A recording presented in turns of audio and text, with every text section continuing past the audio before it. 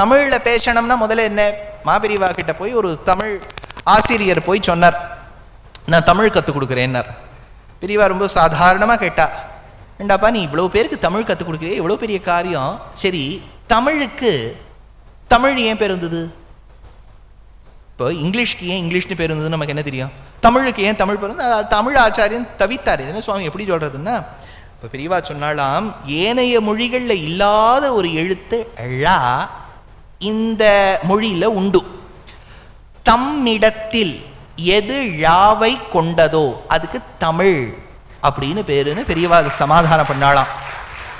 ஆனா அதுதான் நமக்கு இன்னைக்கு குழப்படியா இருக்கு. தமிழ், அலகு, கொலம்பு, எழுவது, நாக்க போட்டு தேக்கணும்.